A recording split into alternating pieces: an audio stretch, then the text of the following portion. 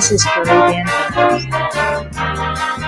Sometimes I sit and wonder, do black people remember the message of dignity we got in 1917? Because that revolution changed the whole Caribbean. In every town and village, black people got the message.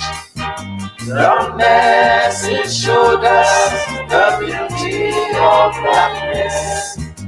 Yet some women still in them white stupidness, pressing up their hair, rouge and lipstick to waste, turning their eyebrows out of place. Oh yes, when you see these girls, you must smile, don't you fret. Their values are upset, they ain't get the message as yet.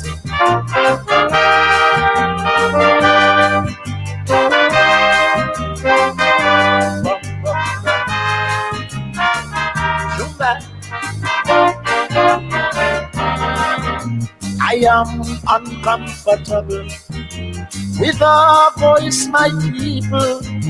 How long shall we continue to bathe in them white value? Some men are prepared to die wearing English coat and tie. Tchaikovsky, some men prefer rather than their Lord Kitchen. Some still like to work underneath a white cross. Do black people remember the message of dignity we got in 1917? Because that revolution changed the whole Caribbean. In every town and village, black people got the message. The message showed us the beauty of blackness. Yet some women still in them white stupidness, pressing up their hair, rouge and lipstick to waste, turning their eyebrows out of place. Oh yes, when you see these girls, you must smile, don't you fret. Their values are upset, they ain't get the message as yet.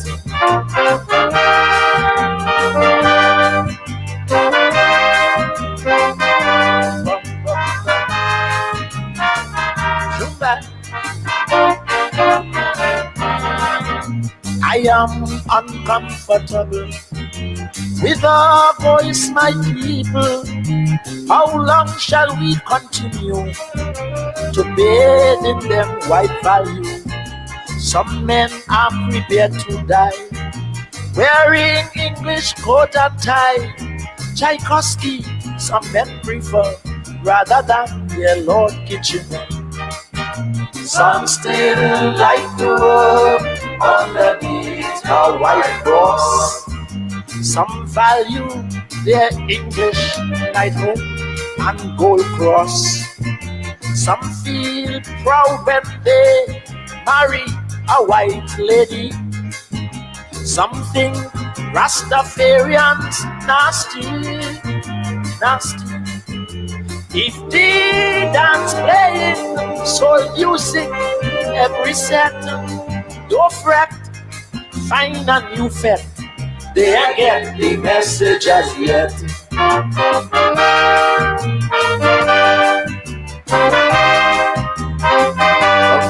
bum, Zumba. This is Caribbean Vibes. We learned from the revolution, foreign things must come second. Yet some people still prefer hot dogs and hamburger or music festival. Imagine, they still piano and violin. Teachers still teaching Shakespeare. Why not poems of Lord Superior? We learn to value our past and culture, whether it be Asian or from Africa. We learn that all blacks in this poor Caribbean share a common culture, where one culture makes us one. So when they ban short shirt from singing in Refet, CDC acting like a jamet, they ain't get the message as yet. They like, oh, Jumba, Water and UC Guyana, innocently they suffer socialism. Some say no, some still hate Fidel Castro. To all these folks, brother man, let's stretch our helping hand, so that one day they will see the message of 1970. Awesome, I still call one another ugly. Some bow to the Queen as if she mighty.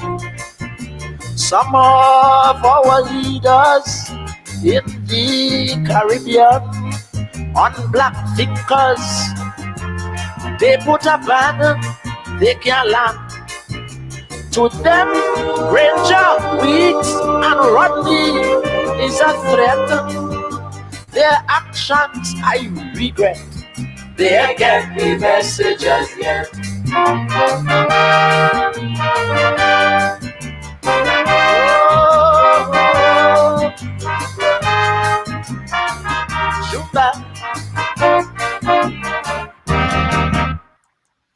Oh yes, they ain't get the message as yet. Dr. Hollis Liverpool, the chalk dust. They ain't get the message as yet. The message of 1970, some of you are too young to remember 1970. I was a child. 1970, the Black Power Revolution in Trinidad. It actually started in 1968 when Walter Rodney was banned from Jamaica for wanting to teach African history. They didn't want him to teach it at a university, and so he went outside of the university into the communities and began to teach African history there. And it sent shivers. Imagine in 1968, independence come to the Caribbean, and in Jamaica, at the University of the West Indies, they're not teaching African history, and they don't want African history to be taught in a country that's 95, 96% African. Rodney goes out onto the streets, and he began to teach African history. And it sent shivers down the rulers in Jamaica. Of course, Rodney left in October 1968 to go to Montreal to a Black Writers Conference. And when he came back, he was prevented from landing in Jamaica. A Black Guyanese West Indian could not land in Jamaica, could not go back to Jamaica because he was teaching African history. Rodney was banned, and as we know, the rest is history. The students came out and they protested the banning. Guess who? Guess who was leading the student demonstrations? One, Dr. Ralph Gonzalez. He was the head of the student guild at the University of the West Indies. Then he was in the march. Patrick Manning was in the march because he was at UWI at the time. And of course, the rest is history. That, in a sense, formally begun the Black Power movement here in the Caribbean. Of course, the movement was started in the United States. One evening like today, they were tear gas. The marchers down in the south of the United States, they were tear gassed, and Stokely Carmichael Kwame took the microphone and said, as of today, all scared niggers are dead. What do we want? And the crowd said, Black power. By God, that was the beginning of that great movement in our Caribbean. 1968, it began with the banning of Walter Rodney. By 1970, students at the University of the West Indies in Trinidad are responding to the fact that they are locking up in Canada a set of West Indian students who found out that a professor was cheating, discriminating against Black students. And they took over the computer building. And of course, they eventually were arrested and put on trial. Dr. Joy Jagan, Chetty Jagan's son, was part of that movement, and the students in Trinidad at the university responded because the Canadian ambassador was going to visit the university, and they stood at the gate and prevented him from going in. And that began the demonstrations. The students would march. They would go down to the south of Trinidad and try to bring Indian Trinidadians into the march. And then the army mutinied. The Trinidad army at the same time mutinied. We now know that they had meetings with the Black Power leaders who were led by Geddes Granger, who later became known as Macandal Dagger. He was the student leader.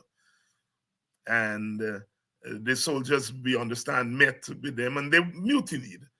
The Americans and the Venezuelans at the time sent gunships off the coast of Trinidad, and they put down the rebellion, and the Black Power leaders were arrested, charged, put before the court. They got off. Eventually, they got off. But that Black Power revolution was a seminal moment in our Guyanese, our Caribbean, and of course Guyanese history. There was a march in Guyana, and the marchers from Ascria, they marched in the office of the Prime Minister, and they asked Mr. Burnham if Rodney were to come to Guyana, whether he would be banned. And Mr. Burnham said no. So we didn't have the taste of the Black Power Revolution here in Guyana in terms of demonstrations, but the impact of the revolution. And that's what Chalk Dust is singing about in that calypso, the message of 70, the message of 1970. And I remember as a boy hearing that calypso, and you feel nice because you heard Guyana name in the calypso, and you heard Rodney name, and these are Guyanese. I remember Ken Cosby had a program called Nightline, and and he would play that calypso. We understand Mr. Burnham called one day and tell them, don't play that calypso. Burnham was a 3 cents man, because by then he and Guyana had broken and so on. So that history of the Black Power Revolution. And there's a reason I played that calypso, because tonight we're going to be talking to someone who knows a lot about the Black movement, who knows a lot about Black thought, who knows a lot about Black narratives. Recently, we heard from our brothers across the aisle who've been talking about narratives. And they pinned down this quote-unquote Black narrative as a kind of anti-Indian thing.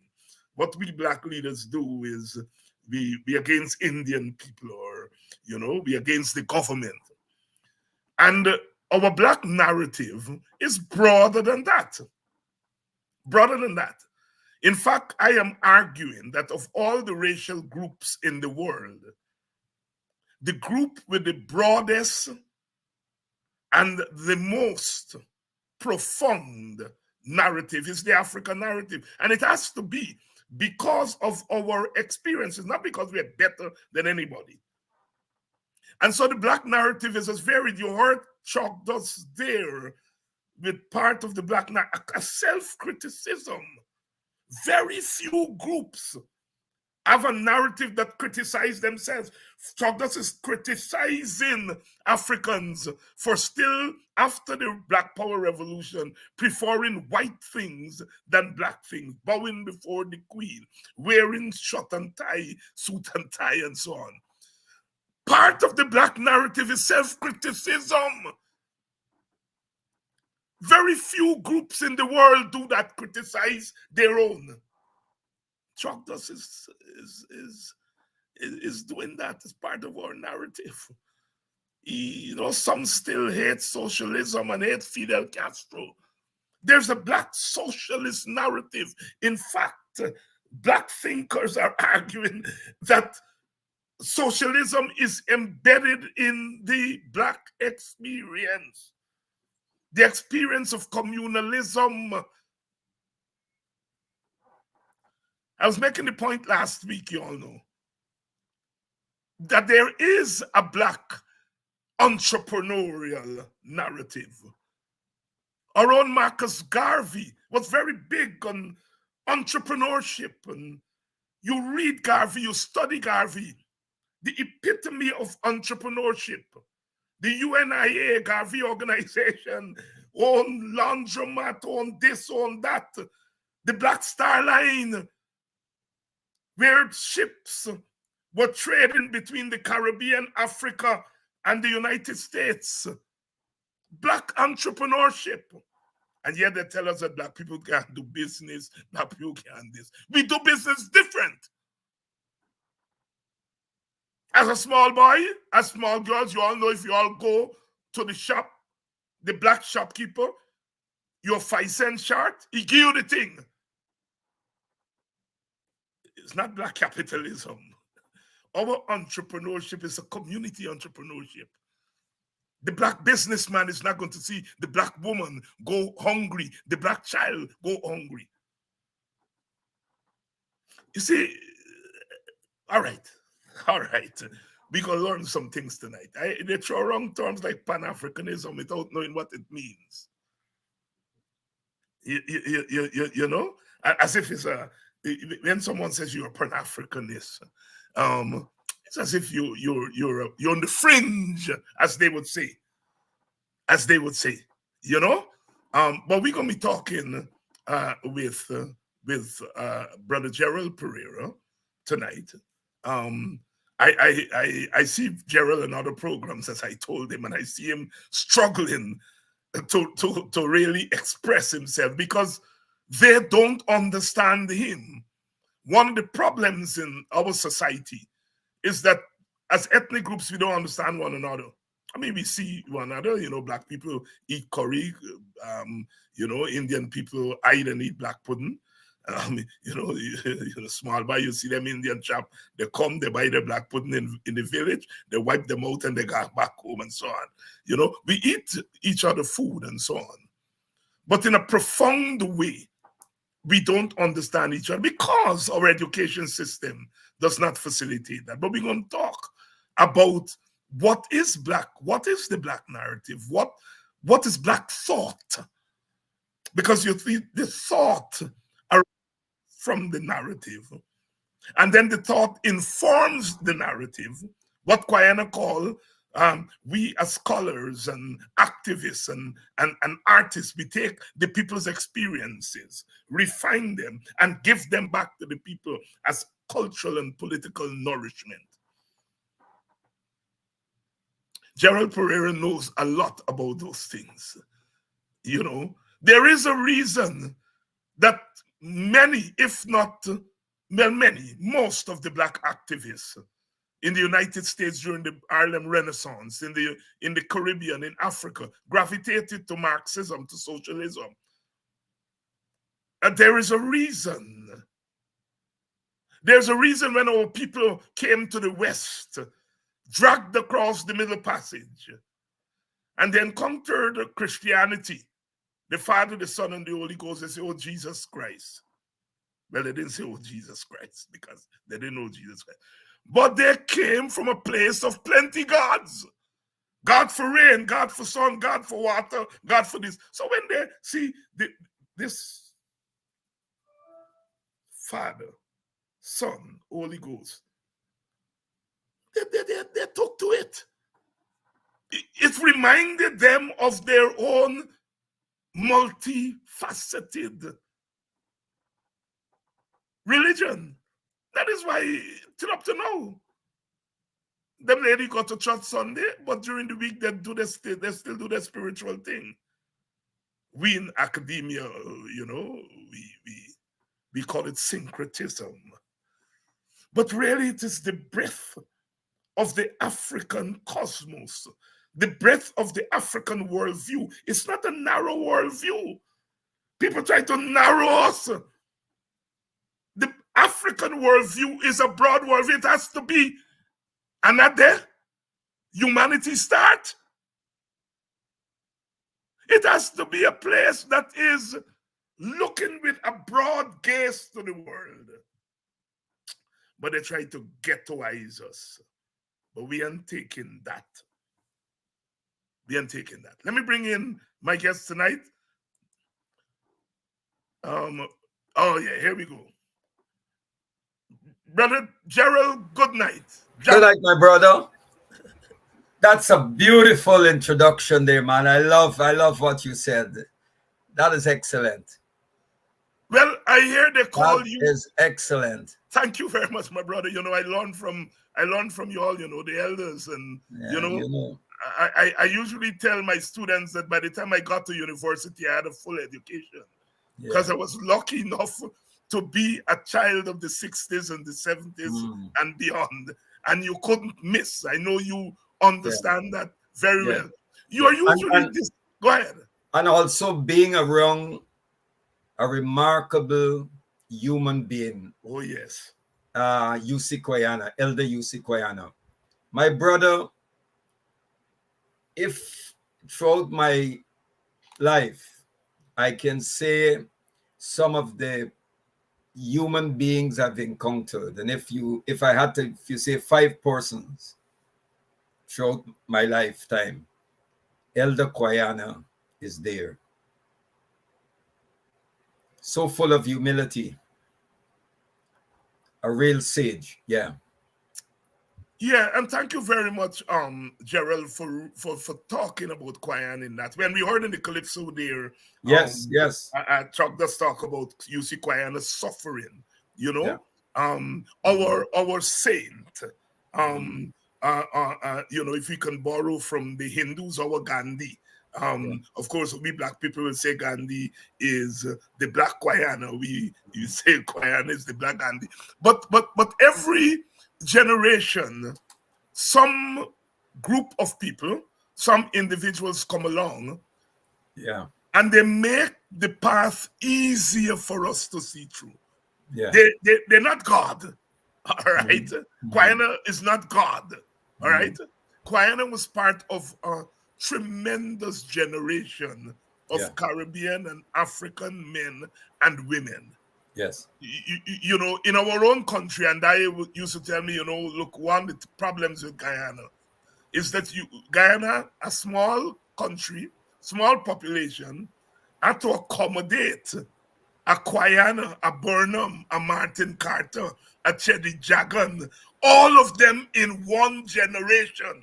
And a Walter Rodney. And she said, Guyana is too small for that kind of intellect that it has thrown up. And that is why a lot of them left Guyana, went onto the world stage and played pivotal roles on the world stage. And so look at the young Caribs that wrote Christopher Columbus and the Rape of Paradise. Ivan Van Sertima. George James that wrote Stone Legacy. Dr. Peter Millard, who helped organize the Pan-African Congress, you know. Dr. McConnell, who was from Buxton. That's right. Griffith, yes. Yes, Mr. Griffith, Ras McConnell. McConnell from Buxton. From Buxton, Buxton front. His family was there. They're still there. You know, he's the man that financed a lot of the Pan-African meetings. Correct. He owned restaurants there in Manchester. Yes. Back to the entrepreneurial spirit that you were talking about. Exactly.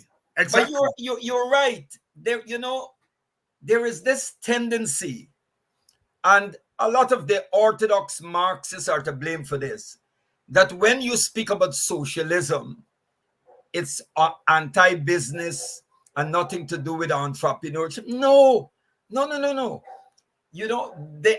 you look, you spoke about the African socialism the last time. When you look at the philosophy of Ubuntu, Ujama, and this whole thing about collective worker responsibility, the African is a very communal being. This concept of the rugged individual is alien to the African ethos and tradition.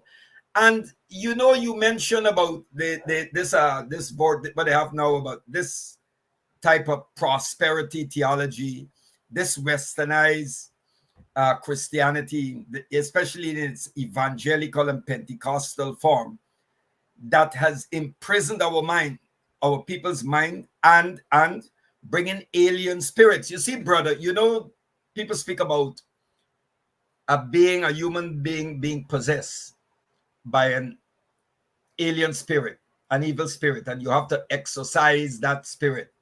In the same way, as Africans, we have to get rid of alien ideologies and those things that, many of these theories of, when you examine, you read about Freud and all of these people, many of them sound good, but when you look at the period that influenced all of these these great, what they refer to as the great European thinkers, all the products of that European period that they call the Enlightenment. I call it the so-called Enlightenment, because all as well as I do, that the philosophers of this so-called European Enlightenment were all racist. They didn't think much of the African.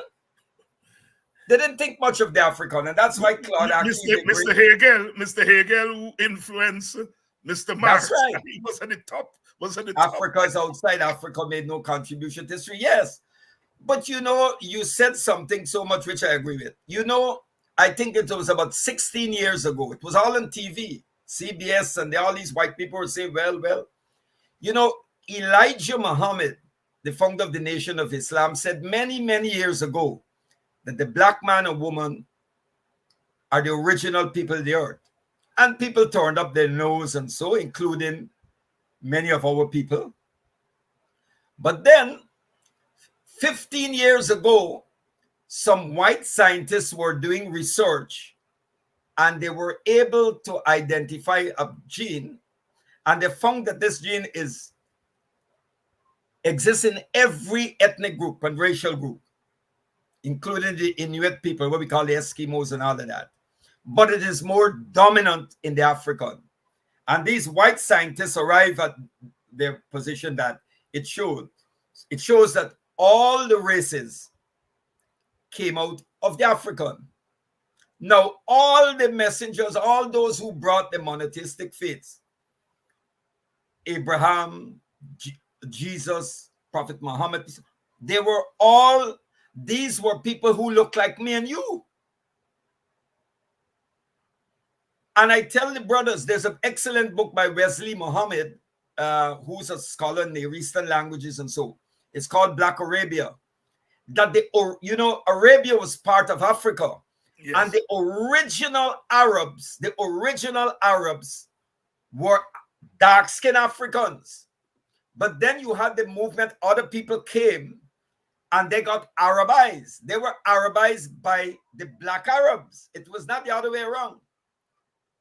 And I think some of the Arab supremacists who believe they have or think they have more in common with the Europeans, that's why they hated Gaddafi, because Gaddafi told them that, hey, these people went here before all of you.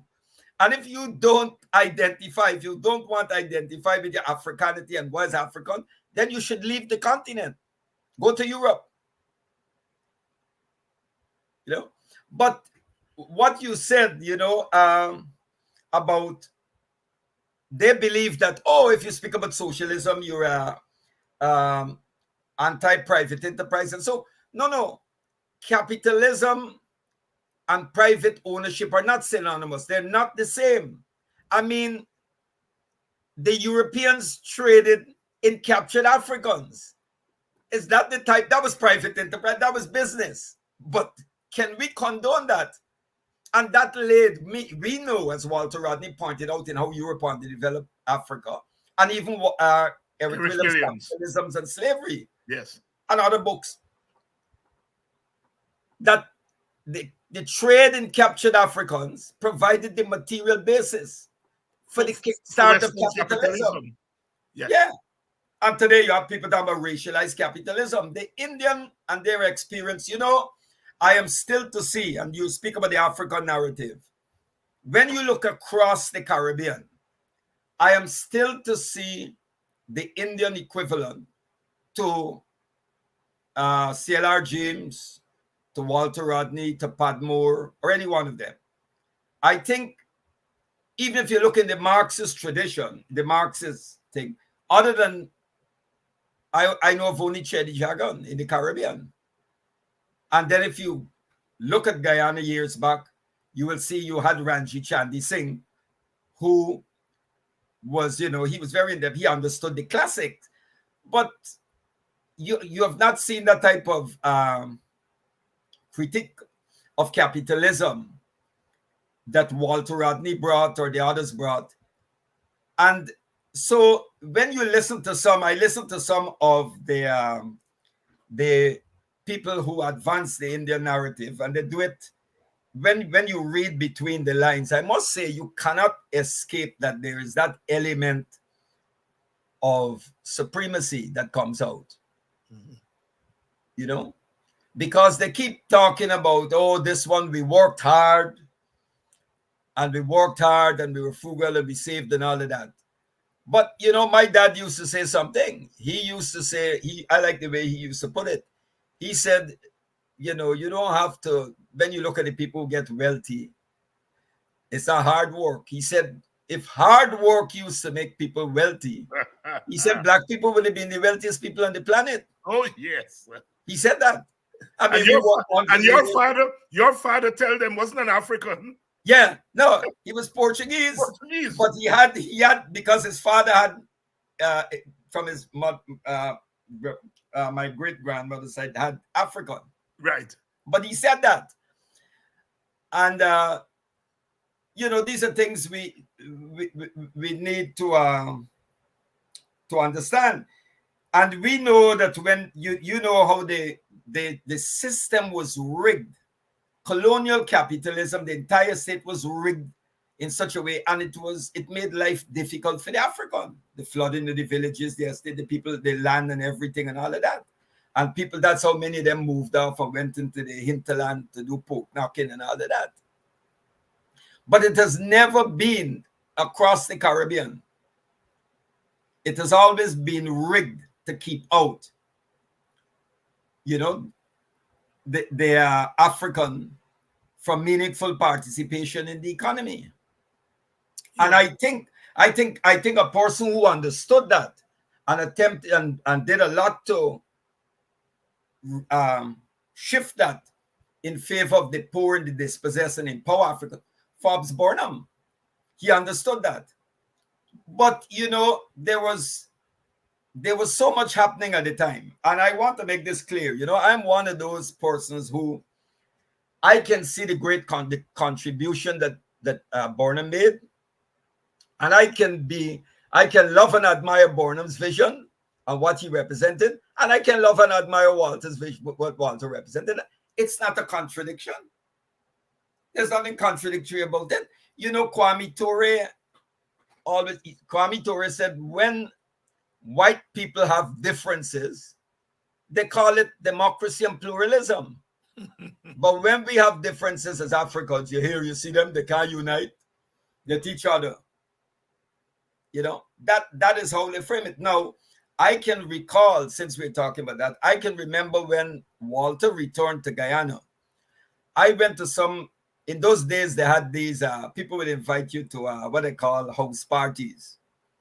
And I think it was at the late Dr. Monroe.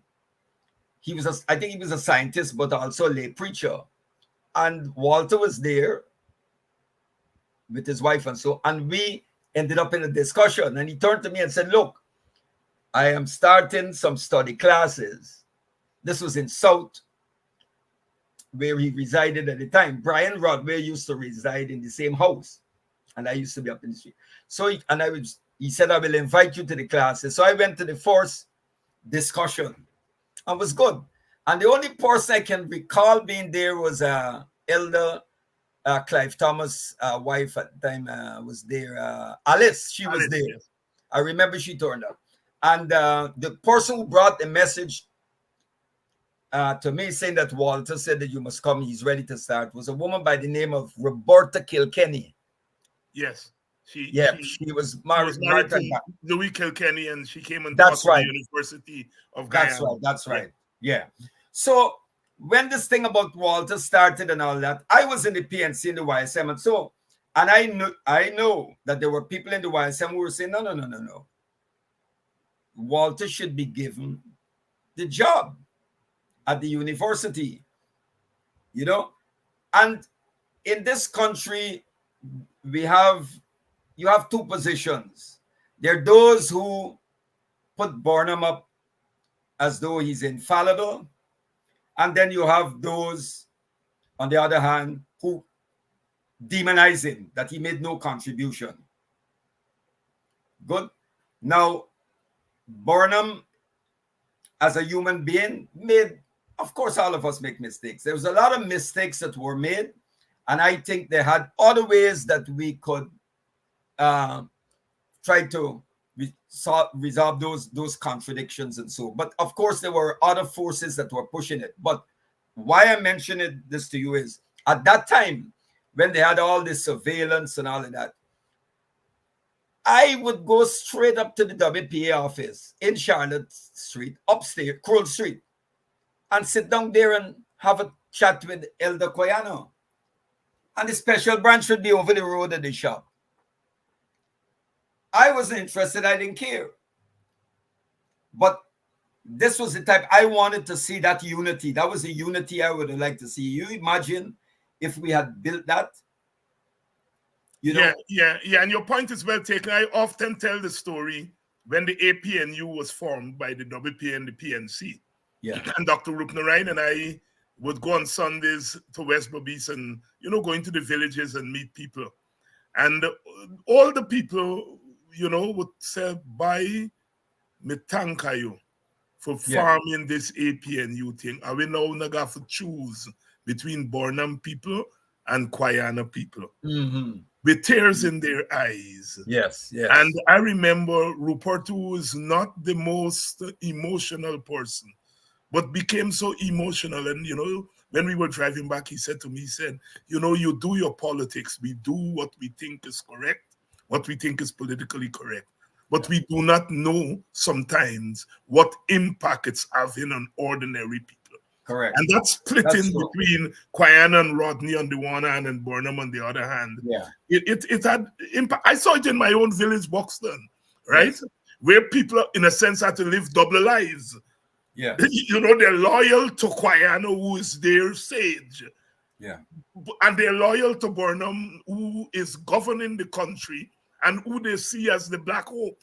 Yeah. And I grew up seeing them having to fight those two things and so on. Mm-hmm. Didn't have a sense of it, how profound it was until I grew older. And one PNC person who we used to give hell in the village towards the end of our life. She would meet me and she would say, "My best time in politics is at 5:30 on Sunday afternoon on Channel 9. Of course, that's when Walter Rodney grung this down. This is an old PNC person. What I'm saying is that the point you are making, that we African people, African Guyanese and African people are not the people who, while we are given to unity, we are critical. We critique capitalism, but we also critique socialism and Marxism. Yes. George Patmore Yeah. Pan-Africanism or And communism. communism, correct. right. Yeah. C.L.R. James, That's who right. very early broke with Stalinism and Yes. critique Stalinism. So Yes. while we are a united people, we are not blindly united. We are self-critical. That's You right. know, sometimes, as I say, to our chagrin, because sometimes we raise the bar so high for our leaders, they can't climb over. Yeah. right. You know, but I want to talk to you, Gerald, about what's happening in Guyana today. We have all the Just different before you people. go on, David, I Yes, just want go to ahead. say this. And Yeah. that's why when the OVP, Organization for the Victory of the People, we ran That's in your 2015. organization. Yeah, we ran in 2015 and 2020 at the regional level. And we told people, we said, look, y'all can vote for APNU, give them the presidential vote, but give us the regional vote. Give us the regional vote, because we understood that, what you were talking about when you went into the villages and the people said, well, you know, and we wanted that. We understood that. And thank you for that. Let's talk a little bit about what's happening in Guyana, because we are now a petrol state. Yeah. We remain an ethnically divided society. For obviously the what they call the accident of history, the way in which our people came, the circumstances in which Africans came, Europeans came, Indians, Chinese, Portuguese came. It meant that we are always on a collision course because of the European divide and rule system. But you mentioned to me when we had a brief chat that you see a lining up of European capital, white capital, and Indian capital. I want you to expand on that, because about a year ago, I heard critic, who's a person, I don't call his name on this program, but I heard him making an analysis of what's going on in Guyana, and he said, you know what you're seeing there? It's Indian greed, you know.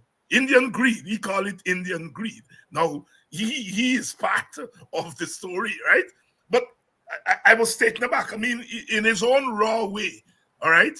He was talking about the movement of Indian capital. So I want you to talk about what's happening in Guyana now and what you see as the fusion there, or the merging of Indian capital and white European capital. Yeah. Well, you know, David, if you go back, you know, to the days of when Mr. Hoyt became the president of this country, and the IMF and the World Bank imposed neoliberal economics on this country. It was imposed. And we were told there were what you call the structural adjustment program, right? Or the ERP, the Economic Recovery Program. Coming from the IMF and the World Bank. Yes, or what they call the Washington Consensus. The Washington Consensus. Yes. And they started to privatize, sell out state assets, you know, Guyana Timbers, that was sold for next a song to Lord Beaverbrook. The ink didn't dry properly. And I know some of the players in that. And he sold that thing for a huge sum. I can remember Barney Grant, who was alive then, Guyanese roots in Britain, who was a member of the Labour Party, and others, they were saying, look what a member of the Conservative Party did to Guyana, ripped off Guyana. Anyhow, we sold out Sonata Textile Mill, and you know who bought that? You know, the textile mill. Right. Yes. Right. The Guyana Times is published there now. And they had to downsize the army and the public service. So when you downsize the army, which ethnic group is going home? Which racial? Africans. When you downsize, start to trim the public service, Africans are going. When you privatize state assets and start to sell off state assets, sell off state property and so, who had the money to buy it? Not Africans. And that was bought by elements of the Indian capitalist class in Guyana. They bought that. So I think when Chedi Jagan became president, I know for a fact that he was reluctant to carry on with this thing, because he himself recognized that, and it is said, I will repeat, that he knew that if you just sell off, he knew who would be in the position to buy it. And he was somehow reluctant to pursue it, to carry it on. And I think they said that he put Polydor in some commission so that Polydor, who, Polydor was a socialist. Joseph Polydor, the Joseph Polydor from the the TUC, General Secretary of the TUC. And the rest is history. And at a particular period, this neoliberalization and this thing about everything around the private sector and the private sector was pushed by the present vice president. He pushed that. So we hear this mantra that they've been singing all over the world, and they sing it in Guyana. They're singing it, that the private sector is the engine of growth, and the private sector going to build country and private sector. Well, David, you're a social scientist, and you would have done, your history, because that's your raw material. There are two things they cannot identify. One, name me any country on planet Earth that private sector build. Private sector is not in the business of building nation. That is not the role of the private sector. The state has to be meaningfully involved in the economy. And we have some people, including some of the Indian rights activists, they like to point to Singapore. But they don't. Lee Kuan Yew was a very ruthless man. Lee Kuan Yew had he had no room. He did not tolerate dissent and opposition. He jailed people. He repressed the trade union movement and everything. So we know, for example, that if you want to build capitalism, you can build capitalism, and you don't have to have democratic institutions to do that or allow democracy. They don't go together. They're not synonymous, right? And in this country, you push this, you privatize, you say, but you sing in this mantra that the private sector is the engine to grow the private sector. And what is the private sector doing? We're seeing in this country that the gap between the have and the have-nots have widened. And those who are rich are getting richer. And now that we are an oil and gas producing country, we've seen that Exxon and those who, the corporations that are operating in Guyana they have a nexus now. There's this nexus between them, and you have certain big companies, big business owned by elements of the Indian capitalist class that are working with them. You have this, I think, the Shore Base, and you have other companies and so on. Some of them we've seen. I know of one case where 3 wealthy families, their descendants got together and form a company that was looking at their what you call the Shore Base. I think it's over at Wales or somewhere in the other side. Yeah.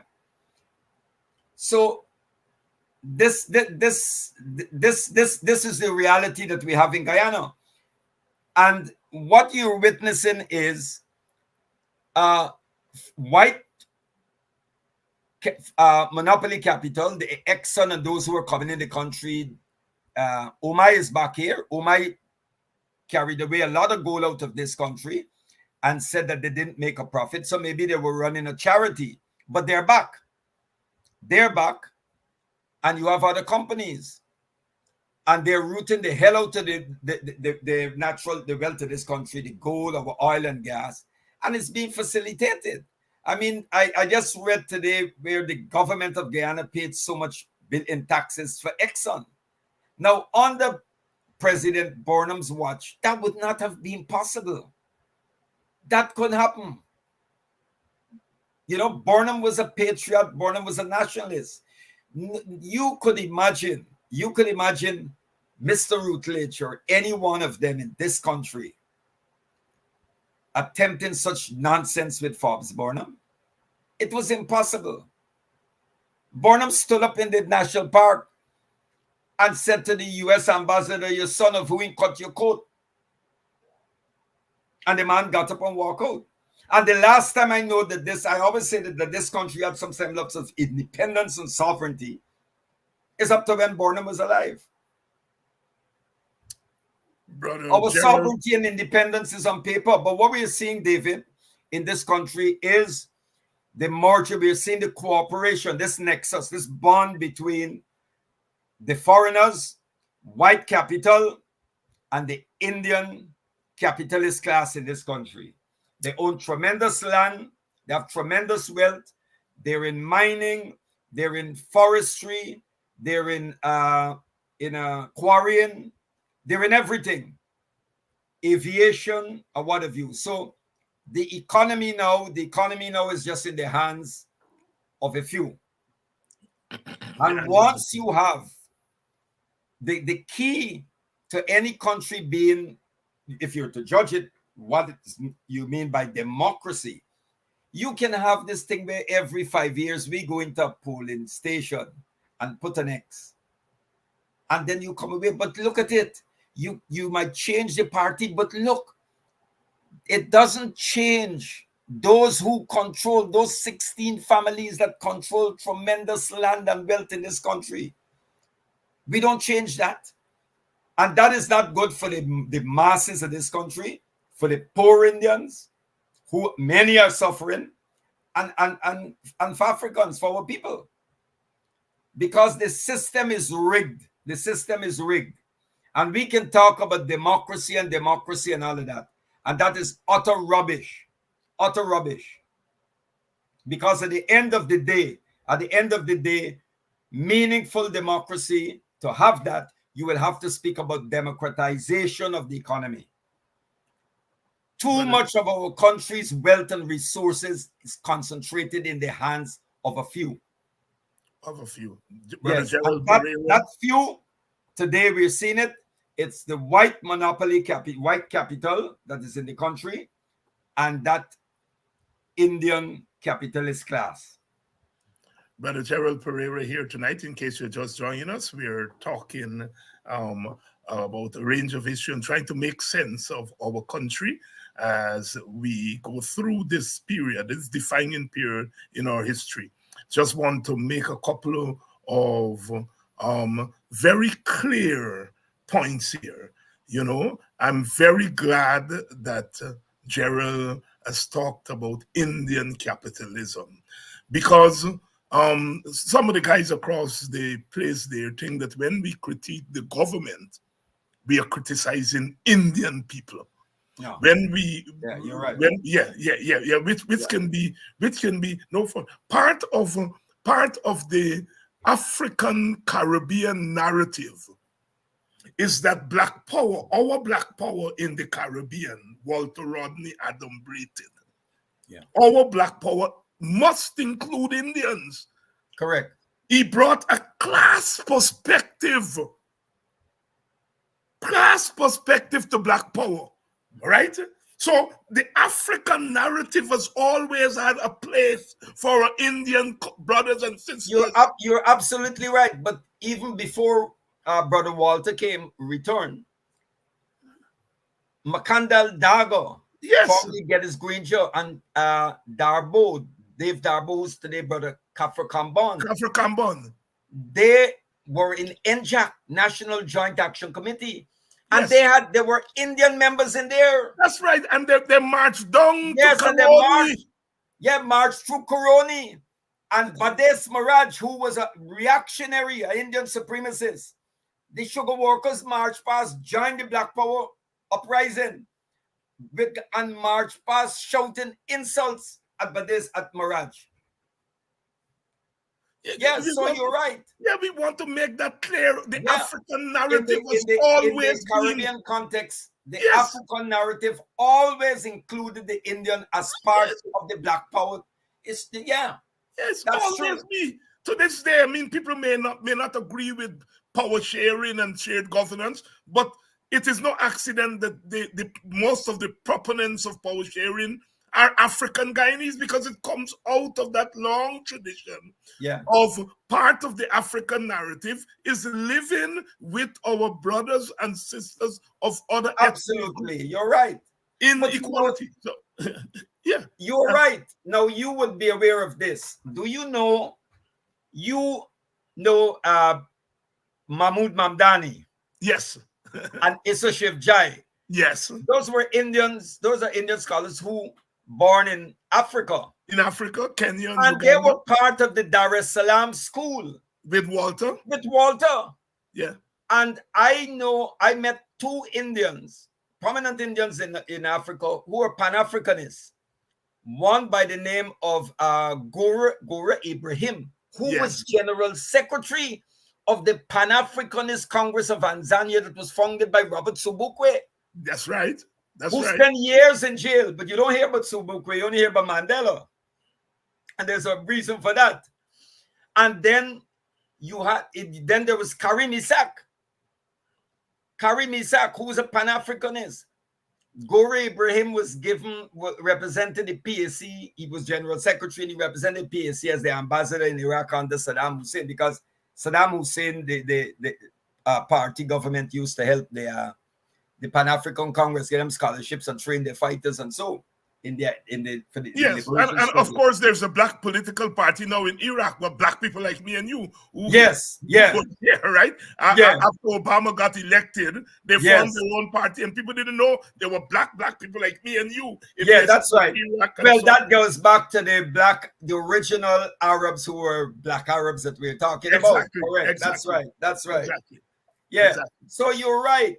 And you read Mahmoud Mamdani and Issa Shivjai and these people, and they're part of that. And so the African narrative of always being clear on that.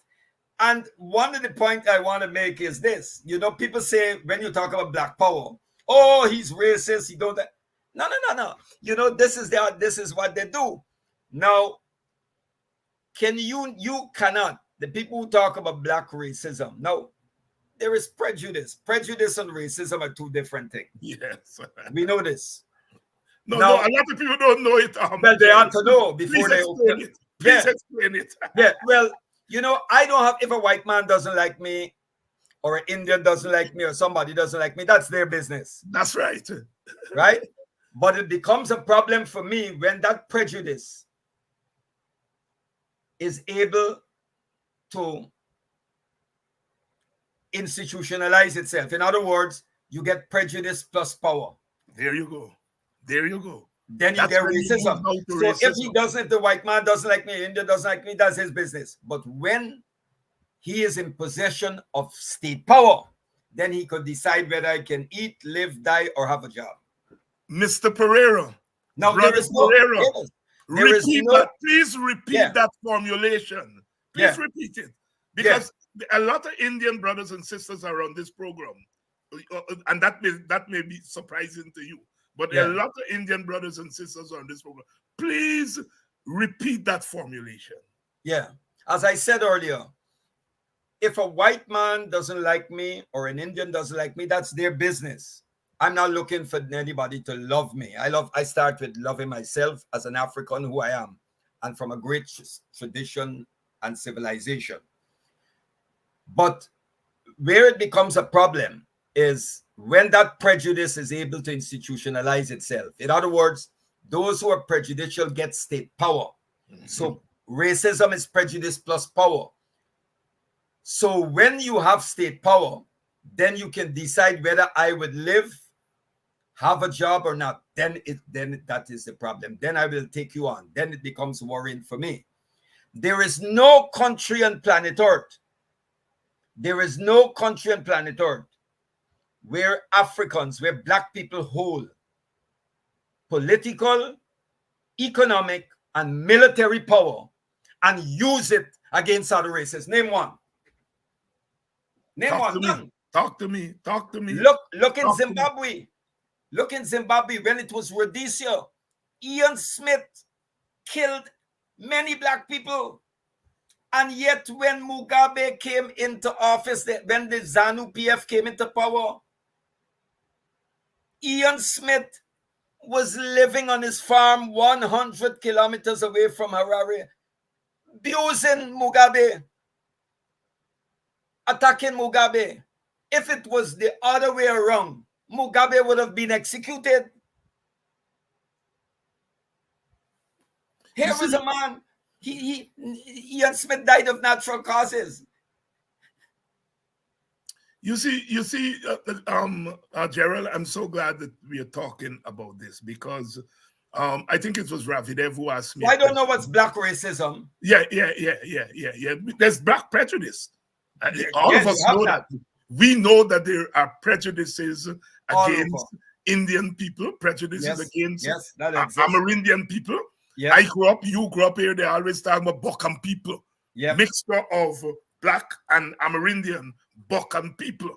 So we black people are the people. And the Amerindians are Bok, meaning they are not people. So there is black prejudice.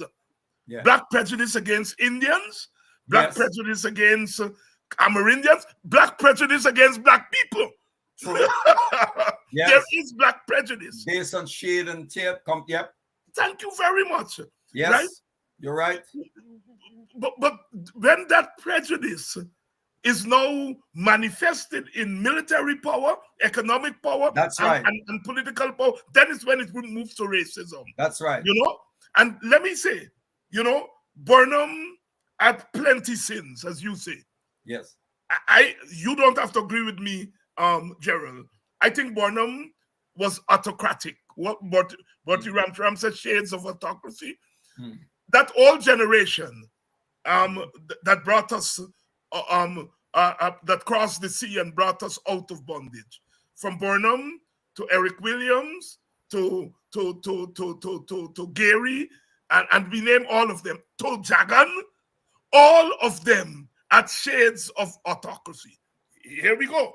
I agree. I would not go against that. To go against that is to be intellectually dishonest. That's right. But right? You're right. You have to see the period. That's right. That's right. Yeah. That's right. You're right. The people tell them they were God. Yeah. The people say to them, you are our Joshua. Yes. Right? Yes. They in turn internalize it. Correct. That worshiping. So we have to put this thing in perspective. Yeah. Yep. You're right. But here is Burnham in 1979. When the IMF and World Bank came to him with structural adjustment, he said, not me. That is a recipe for riot. For riot. Right? And you can take your money and put it where the monkey put the nuts. Can you imagine a Jack Dior or Finale saying that today? Never. No, never. They come out of a different... So I am making a distinction here, as you are doing, between the Indian capitalist bourgeoisie class and the Indian people, the Indian masses. Big difference. Big difference. We're making I am further making a distinction between the Rois and the Ramutars and others in the PPP who come out of a different era, who would frown on that Indian capitalist. I'm making a distinction between them and Jack Dio and Ali and so on. It's what we call political upbringing. Yes. Now, I have great disagreements with Donald, great disagreement with Rohi, but the one thing I am certain is that they will only put their X next to that Indian triumphalist capitalism if you put a gun to their heads. And I usually tease them and say, "But you all get gun to your head," right? I agree with you. But I don't think that this merging of Indian capital with Indian political power and that Indian supremacist ideology that the devs and them bring, I think that's the dangerous brew. The Indian supremacy that Dev and them bring, the Indian capital class that has captured the heart of the PPP, right? And that whole notion that the nation, the country, is really not a place where you neighbor stringberry, but a place where you transact, where you do transaction. So as they did during the Atlantic slavery, where foreign capital comes in and you sell your mother-in-law, your daughter-in-law, and your father-in-law. We are in the face of that. And as African people, because we went through that experience way back on the Middle Passage, that's right. That's right. And see it quicker than other groups. Yeah. Because absolutely. You know, they talk about globalization. Yes. Look, this what we're calling globalization is the latest phase of globalization. That's right. It started, I think it was Samir Amin or Ali Mazrui. It started since Vasco da Gama went around, and this is a phase. It started when they went into Africa and captured it up. Yes, it started. That's right. It's just and it's just what we are calling globalization. It's just another name for imperial. Yes, Professor Nettleford said it's a new name for an old designation. That's right. That's right. He's right. Well, Rex was a champion. Yeah. I mean, African labor, Native American land, and European greed. Is what that old slavery thing was. That's right. As Eric Williams argued, is at the basis of European capitalism. That's right. But you know, David, at the opening of the Carry Fest in Barbados a number of years ago, in the 80s, the one in the early 80s, George Lamin spoke at the opening. And he was talking about, he touched on different things. And he said, I'll never forget this. He said the African in his own self-emancipation will emancipate all humanity. Yeah. You're coming from the bottom where they shoved us. Yeah. And so when we rise, everybody we are raising. Yeah, that ethos. It's amazing, and that is what we need our people to understand those things. They need to. There's a lot to be done. Gerald, this storm, I hear of some of our mutual friends describe you as the most enduring Pan-Africanist. And when I listened to it, I said, do these people understand what Pan-Africanism is, what Pan-Africans mean? Do they really understand? Talk to our audience here. Tell us what Pan-African, because as you know, I teach this stuff. So one has to explain Pan-Africanism, Black nationalism, Black power, and all these concepts that I think it's wrong. If you say a Black nationalist, people just think all sorts of negative. I don't pay attention to it. But you're right. For some people, Pan-Africanism, I don't agree. Pan-Africanism is not an ideology. You can see it as a philosophy if you want. Yes. But it's also, as Kwame Ture and them said, an objective that we... That's right. That's right. And Kwame Nkrumah in Class Struggle in Africa and Handbook of Guerrilla Warfare, as well as in his book Consciencism. Yes. That Pan-Africanism is the total unification of Africa, and it includes Africans in diaspora under scientific socialism.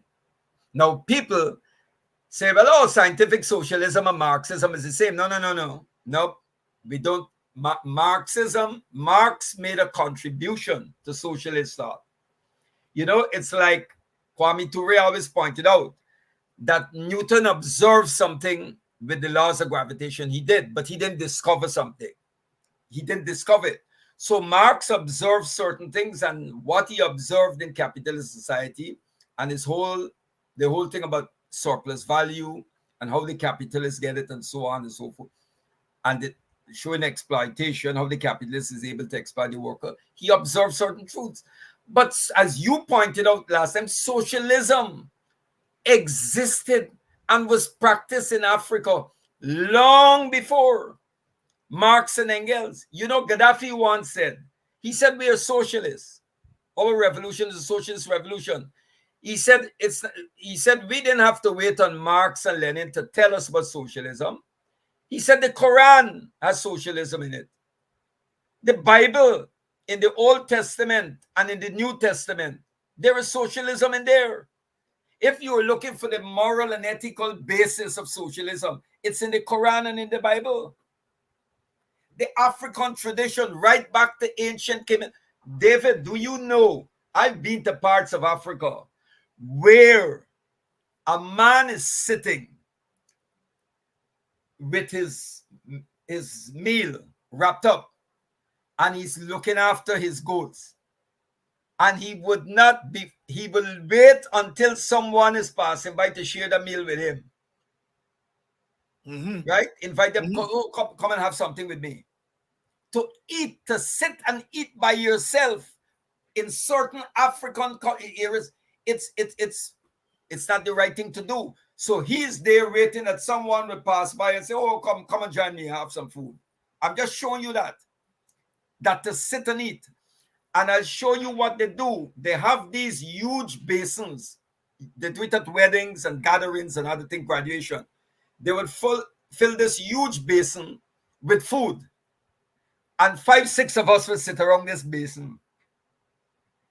And you have a spoon, and each of us have a spoon, and we're eating out of the same, this big container with food. And 6 of us are eating out of it. That's very symbolic. Yes, you know that the individual does not exist. The individual, the community makes individual. So the African never speaks of the individual, he speaks about the person. So you get this concept of African personalism. Yes. Yes. You know? Yes. And I always community. I always tell it's important. Now look at the superiority of African culture and civilization. You know the Xhosa people in Zulus. Right. In those days, there was no prison to lock up anybody. It's the Portuguese go and build prison in Angola when they arrived on the shores in Africa, when they invaded Africa.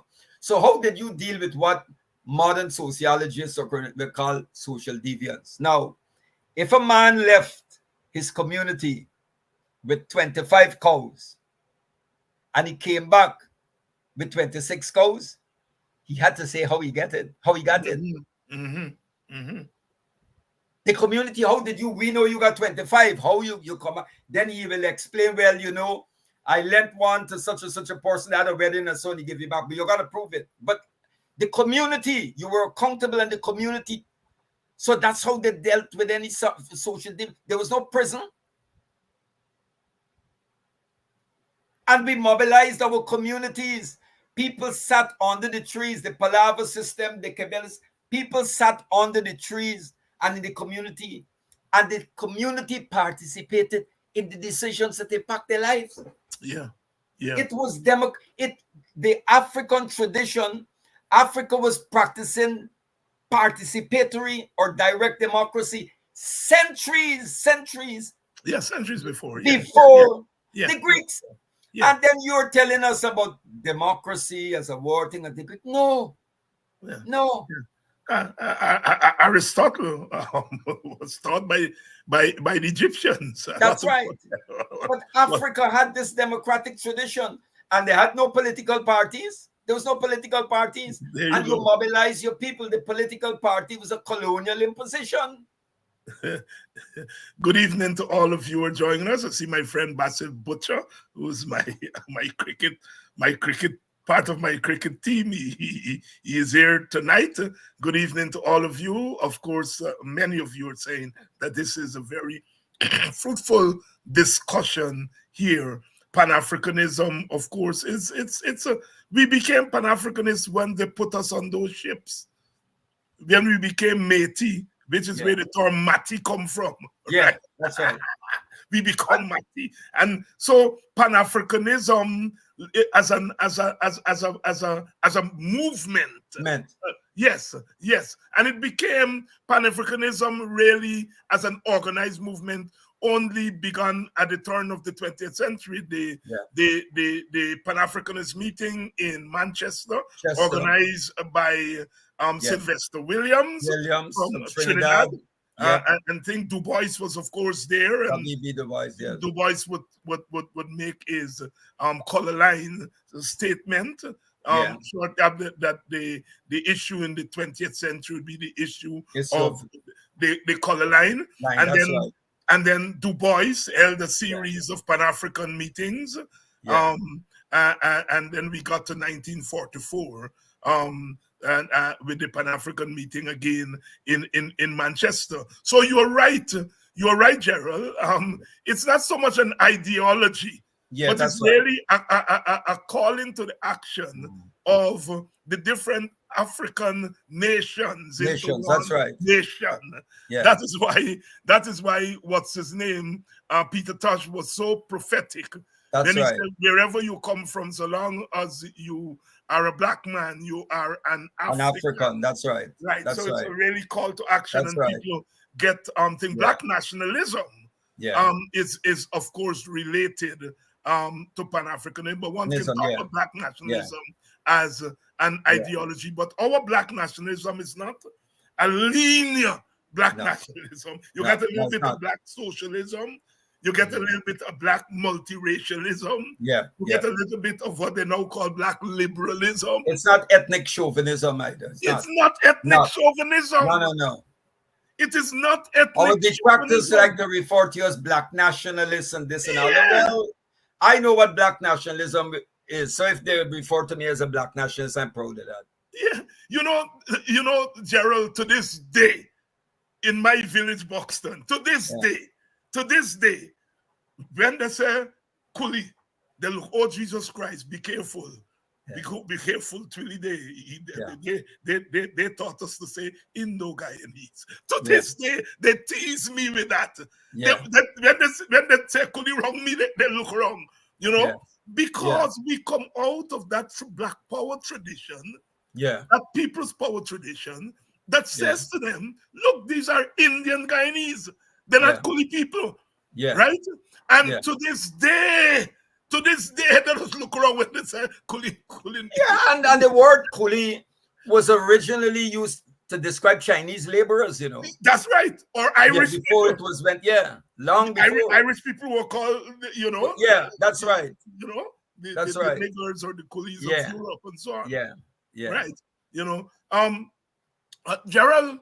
But you know, David, I just wanted to say, because last time when I had technical problems joining the program, you were talking about 1763. 1763, that's where I was going with you now. Yeah, from my reading of 1763, and so that for ideological, reasons, so I see 1763 not as something that just happened and it's over. For me, I believe in carrying on.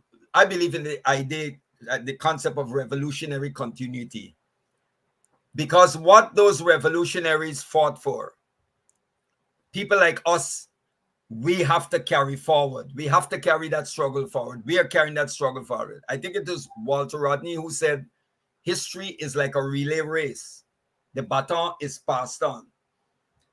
And I would like to see myself as fighting in the tradition of all those revolutionaries of 1763. Kofi, Akabre, and Atta. From my reading and so, I have a special place in my heart for Atta. But that's another thing. And I don't know if you can recall, many years ago, there were two historians, two dailies, Verity Daily and PH Daily. And PH Daily that used to write a column on the Lucian. Right. Lucian, yes. I know PH Daily well. I knew him well. And I was, of course, a young man then, very young. And he wrote, this was the first person that actually brought out a book on coffee. I don't know if you recall that book. He wrote about coffee. And for some reason, I think President Barnum picked up on it. Yes. And this thing with coffee can become the national hero. Right. But something was happening later on too. Because with the differences with the WPA and Barnum and the PNC then, there were some people, because I know this, who were saying, well, look, you know, we had this thing already, you know. Coffee had to come up against the ultra leftists. They after them. This is how some, I know what I'm telling you. So Burnham and them were seen as the people who are advancing the, you know, making this revolution. And then you got the types who were like Atta. Right. Ultra left. Yeah. No surrender. No surrender. No surrender. Yeah, they want to destroy. But I think when you really look at what happened, and so I don't know this woman, I'm going to get a copy of her book. But when I think I read Alvin Thompson, I read Nigel Westmore's pieces, David Granger and them, and so, but something, you know, we need to get, I got this soft spot, something for Atta. I saw Atta as, I think Atta understood, I think Atta realized that this man, Van Hogenheim, was delaying. Cocking them, yes, yeah.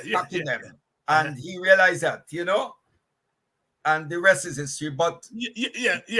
But Gerald, you're making a profound point there, yeah?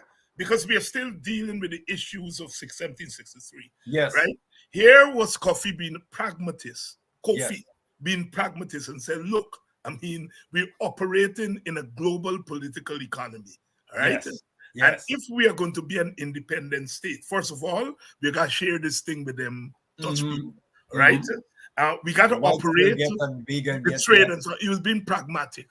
Atta, on the other hand, was saying you have to make a clean break. Yes. Fast forward to independence, right? The Burnhams and the Williams and them are saying, boy, we got to live within this global capitalist system and we got to find a way to survive in this thing. And their sons and daughters, the Rodneys and so on, are saying, no, you have to make a clean break with capitalism and imperialism. Right? Well said, well put, yep. Right? Fast forward to today. Yes. There are others who are saying, boy, you know, I mean, Exxon is here. Yes. We can't fight Exxon in a certain way. We got to try to get as much as what we get. And then there are others who are saying, renegotiate the contract or close down the aisle. Don't expand the aisle. Chase out Exxon. Those issues are existential issues. Correct. That our society has dealt with from the time of 1763. 1763. To the present. To the present. To the present. So, you know, of course I have a soft spot for Atta. Yes. But as I grow older, I learn more, I come to understand what Kofi was driving up against. I fought against Burnham, as you know, we negotiate viciously. But I think as one becomes we can see the strengths of both and the weaknesses. Exactly. And I think that we in Guyana and the Caribbean are only going to move forward when we are able to bridge the gap between those two tendencies. Yes. That are always there. Those tendencies will always be there. Yeah. I mean, people like myself and yourself, right?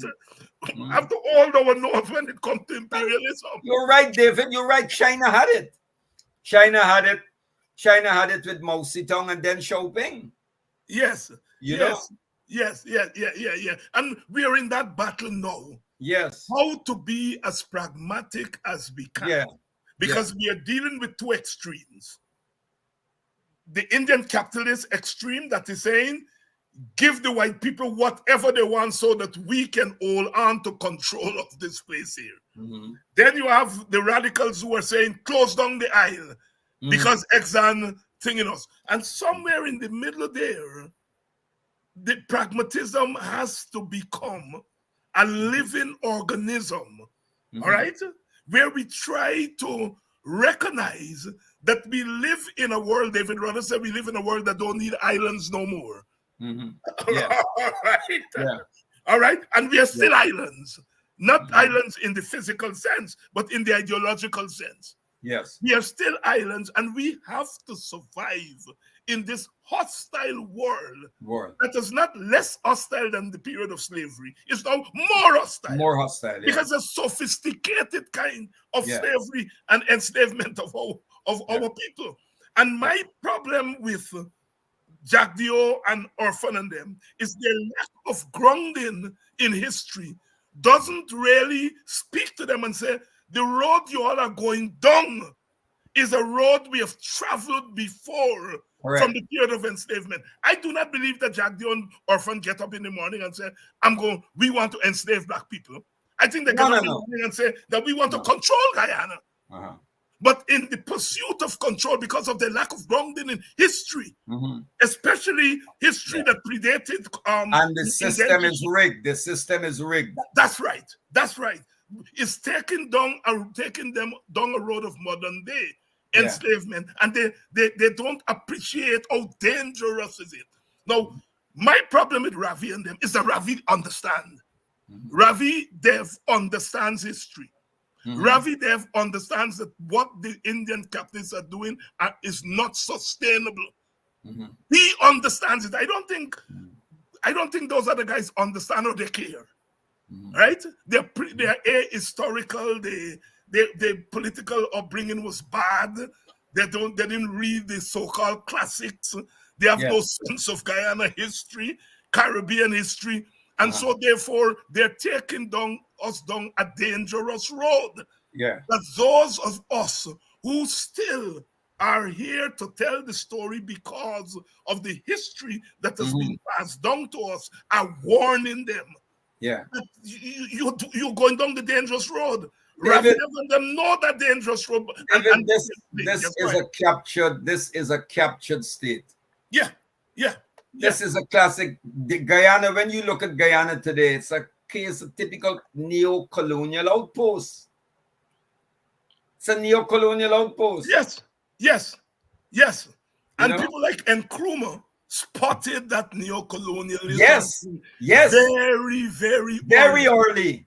Very neo-colonialism, the final stage, the last stage of imperialism, very early. And he understood that. And Burnham understood it too. This independence that we have, that this independence we gain in 16, this formal independence, what we call flag and anthem independence. Is meaningless if you don't have economic independence, if you don't have control over your wealth, your natural resources. And we are at a dangerous place. I mean, very dangerous. We are talking about the immigrants coming into Guyana. For some people, it's a way to win elections. For others, this country may well be taken away from us. Venezuela may not have to fire a shot. Just send their people here. And we as immigrants ourselves can't chase them and say, you all are immigrants, don't come here. All right? So I am not anti-immigration. I don't believe that we should send back people to Venezuela or Brazil or whatever the case may be. But we have to be very careful not to play politics with it.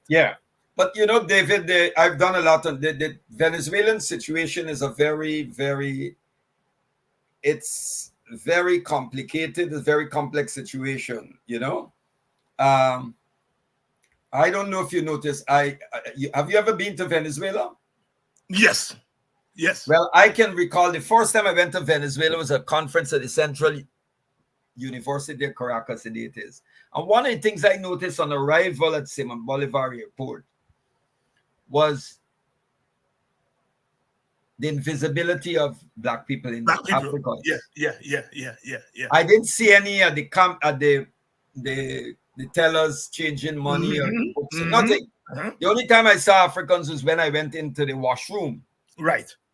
Move aside when you come to brush it. And then as we were driving, you're going down into the city, right into central Caracas, you see all these shanty tongues and things and so. But you had two major parties, COPEI, the Christian Democrats, and the Social Democrats, under Andres Perez and so. And the oil wealth in Venezuela is just a tiny minority benefited from it. And Africans in Venezuela and indigenous people of Venezuela were in the margins. That changed when Chavez came about. Yeah. Now, Do you know for all the years Venezuela had diplomatic relations with Guyana, there was not one black ambassador? Venezuela sent, I met the woman, her tour of duty was up and she left. Dr. Martinez, she had a PhD in international relations, a black woman who was the ambassador Venezuela to Guyana. The present ambassador is not white. He's brown skin, or what you want to call him, but you can see the African, right? The head of the Venezuelan ground forces, the head for the Venezuelan ground forces is an African Venezuelan. And if you look at the demonstrations in the street that is against Maduro and the Bolivar revolution, you will be hard pressed to find Africans, because what is going on in Venezuela is not just class, it's race. It's also race. It's also race. It's also race. And you will notice a lot of the Venezuelans who are here are not even, you're not seeing many. I'm not saying that you don't have one or two, but you don't see many African Venezuelans. Many Africans, yes. That's a very interesting point. I remember when the very Venezuela, when I went to Colombia and when I went to Ecuador. Yeah, race is a very race and class are powerful. You got to go in the bathroom to find black people. That thing. No, you don't see that in Venezuela. Yeah. Venezuelan ambassadors to Africa and all of that are African Venezuelans. Yeah. Cuba itself. Yeah. Cuba itself had to go through deal with that race thing in the 1980s. Yes. Fidel had to introduce the quota system. Look at Brazil. For years, we have had diplomatic relations with Brazil. I've never seen an African Brazilian as ambassador in this country. Yep.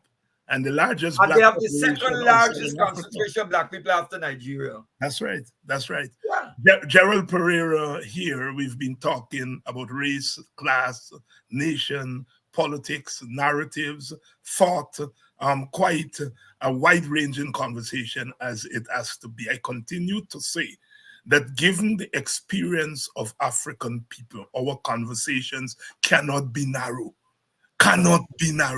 We have had our contacts with other ethnic groups in different circumstances, whether it is with our indigenous brothers and sisters, where our relations have been mixed, our Indian brothers and sisters, again, mixed, our thing with white people, less mixed.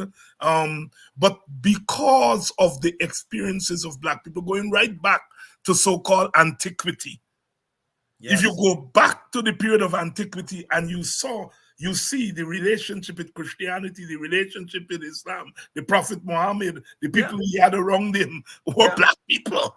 And you know, one of my students asked me last week, he said, Dr. Hines, where can I find this black story in the Bible? And I sang for him, bring back Maccabee version. Yeah, well, there's a very good book edited by the African Heritage Bible.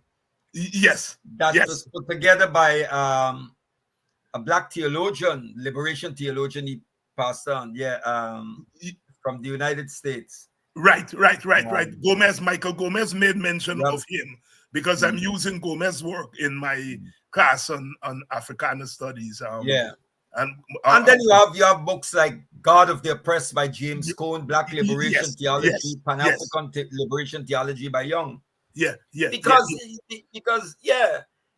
you see, the problem, David, is, people, African spirituality, when you speak African spirituality, people jump. The religion can be seen as the container, the bottle, and the spirituality is the content. There you go. Because the Africans, you see, this thing about religion, and the word religion with really Greek, is something that the Africans had a holistic view of life. So your religion wasn't something separate from your economics, the way you organize the economy, or your politics.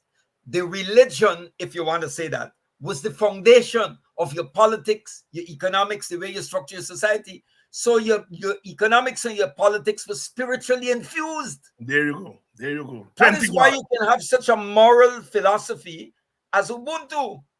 That's right. Plenty God. That's why someone like Mandela can walk out of prison, suffer all those years, and be so forgiven.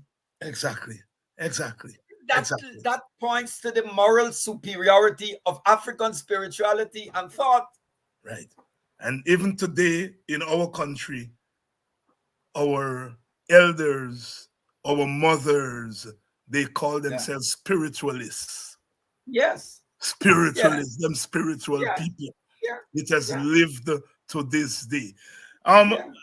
Gerald, thank you very much. We'll have to do this as a regular. I have a Trinidadian. And David, since we not just forget what they do. Don't forget, the African believe if God is divine and we are created by Him, then we are divine too. That's right. That's we have that divinity within us. Yeah, that's Garvey's story. Right? Garvey said, God make me in His own image when I watch myself in the mirror. That's right. I see a black man. God got me black. Black man, where is your God? That's Marcus Messiah Garvey, the man who predicted that a king shall rise in the east. And in 1930, when Emperor Selassie was where I'm sitting, you can't sit, but I have a huge thing of him here. That's me. Right. And this is his latest. This is the latest edition with the thing. Yes. And David, last but not least, Black Power is not something of yesterday. The struggle for Black Power continues. It continues. Yeah. No. Rodney said that what we are calling Black Power today in the 20th century goes back to Garvey. That's right. It goes back to Garvey. Dr. King acknowledged that. Yes. Dr. King, who is a black liberal, acknowledged Garvey as the father of modern Black Power. You know, and thing. I was telling some of my Kenyan students who are wearing dreadlocks. I said, you all know where the dreadlock story come from. I said, well, Jamaica. I said, yeah, it's Jamaican. But it's Jamaican see the Mau Mau rebels fighting. They see the movie. They see them fighting with Martin Air in the 1950s. Bidan Kemati. And they used to bring the movies, they bring them in Jamaica. Yes. And that's where Jamaicans saw that, the Rastafarians saw that, and adopted it as their locks. That's right. The origins of the locks is Kenya among the Mau Mau rebels. But Jamaicans are the one that gave meaning to it. My Kenyan students left with their mouth open. I said, well, that's why you all are in college, to learn not only about other people, but to learn about yourself. Because often... Yeah, that's a good point. Yeah, you're right. Often we are taught we know more about the world than we know about ourselves because of the colonial empire story, you know? I remember coming to America decades ago, and I could tell my American classmates the difference between Washington, D.C. and Washington State. Yeah. A lot of them didn't know it, but we knew it because we were part of empire. Right? Yes. We were part of empire. And so we had a sense of the world more than a sense of ourselves. But we are correcting that now. We are correcting that now. Because when you mention Hegel, I'll tell you, David, I had an experience. On Fridays, these guys, you remember them, they used to get together at a place, they go for beer and drink and so.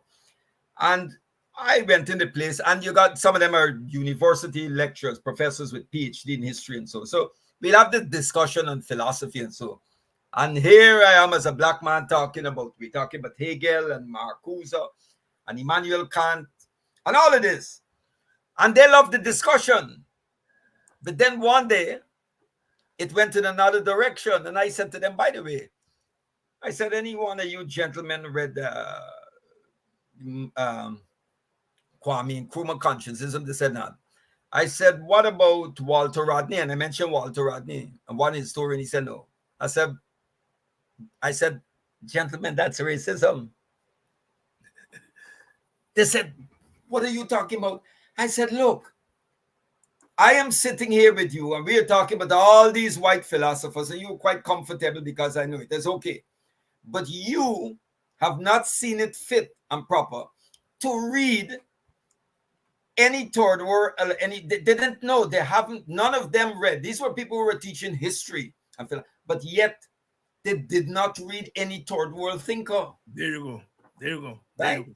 So you bring out a book with the title of the book is 50 Top Philosophers of the World. Right? And not one black man make it in the 50. Yeah. Out of the 50, they had about 40 Europeans. And then they included, I think, one or two Mencius Chinese. And then they had Rabindranath Tagore, Sri Aurobindo, and some others. But there was no, and I took the book, I said, this is racist. When you can have, you people are, the European constitute 19% of humanity. And yet you bring out a book with 50 top philosophers in the world, and a black man and make the 50? In the 50? That's racism. You see how complex racism is. Not somebody walking in and calling David Hinds a nigger or Gerald Pereira or no. It's very sophisticated. So if you're looking for the type somebody ain't got, and this is where I find some of these who are spinning the Indian narrative very dangerous, because some of them know, as you pointed out, Mr. Dev is well read. When you read what he writes, you know that he's well read. But then I know what direction headed. Exactly. You know, it is much sophisticated. It's not the crude narrative. It's very, and you have that in Britain. You have the skinheads who used to walk around like the Steve Lawrence, looking for Steve Lawrence, walk up to him and stab them and kill him. Right? Or walk into and beat up the BNP, the crew type. Then you have the most sophisticated types, right? They don't believe in sending you like body bags back. They say, listen. We know what they did y'all, but we want y'all out. You can go back. You know? Yes. And the argument is, it's more sophisticated. It's not the jackboot, the Nazi in big boots against swastika. These guys are Gerald Pereira here. But racist to the core. Gerald, thank you very much. My sister, who visited Africa for the first time, and she went into the dungeons, the what they call it, the place of no return. And she said when she went in there, she saw Walter Rodney's book, "How Europe Underdeveloped Africa," is one of the books they have there. She screamed. She screamed, and she said, "Walter Rodney is from my country." And my brother knew Walter Rodney, and he was part of it. Our daughters there. David, have you ever been there to Ghana? No, I've never been there. Well, there's one in Gori, when you go to the one in Senegal. Yes, she went to both. And the one in Ghana. When you go there, you will cry. Yes. So I notice I have a lot of Senegalese who are now following me, and some of them come onto these programs. And I got a call from a radio station in Uganda the other day to do a program on African Marxism and socialism. And he said he got my contact from somebody in Senegal who my sister met when she went there and so on. So, I mean, a small world, but my sister is not political in that sense, but when she saw Walter Rodney's book in that dungeon, she almost passed out. You know, it shows the power of identity. If she didn't realize then that Guyana had given this world many gifts, if she didn't realize before then, she realized it now. Thank you very much, Gerald. And I was saying that I have a Trinidadian friend who will say, please make this a regular occurrence. So we're going to make it a regular occurrence. Okay, so, my brother. Thanks a lot, my brother. Yes, same to you. Thanks, David, for having me. Stay strong. Black Power. That's right, Black Power. And to you, the audience, you all are so wonderful. You all stay through 2 hours of this story, and that is why I have faith. I have faith in you all. I have faith, and I'm saying, jump high, jump low. We gonna put Guyana back to the place where at independence we wanted it to be. And that is what the old people call the straight and narrow. They had a vision coming out of that slave plantation, coming out of the indentureship, Lord Jesus. They had a vision of where they wanted to take our country. And it's not the vision that these people are taking us. And like I said, the Jack Dios and the Erfanalis, they're operating out of ignorance. But the ignorance should not be an excuse for what they're doing, because every stupid man gets his own sense. And they want to take our country down the road of domination. And domination in a place like Guyana is not just dominating another party. It's dominating another group. It's dominating a big class of people, dominating a big race of people, and maybe more than one race. And that is why these guys are dangerous. And our friends Ravi Dev and them who know better, they are cheering them on, because the one thing they have in common, Ravi Dev, I don't think have very much in common with Jack Dio and them beyond the domination thing. For them, Black people are out to dominate them, and so they must dominate Black people before Black people dominate them. It's a very dangerous and subtle thing, but that's what we are fighting against. We have always been called to fight against domination, whether it's the domination of the slave plantation, the domination of the colonial era, the domination of the neo-colonial era. We have always been called to fight back. And once again, we've got to put our country on the straight and narrow way. This oil story is big. This oil story is big. And we don't want to go down the road of trouble. We don't want to go down the road of trouble. Trouble will not benefit anyone. But we also will not stand idly by and allow people to trouble us. Chaos in order and order in chaos. My Marxist friend, like my brother Rohit Kanai, will say it's a dialectics. You want to think I don't know the little Marxism? It's a dialectics. We have to navigate the order in chaos. We don't want trouble, but we also will not stand for people troubling us. Chaos in order, order in chaos. So said Professor Rex Nettleford. The Marxists call it dialectics. We've been dialecting long before them, because we had to survive on that plantation, even as we try to beat the plantation.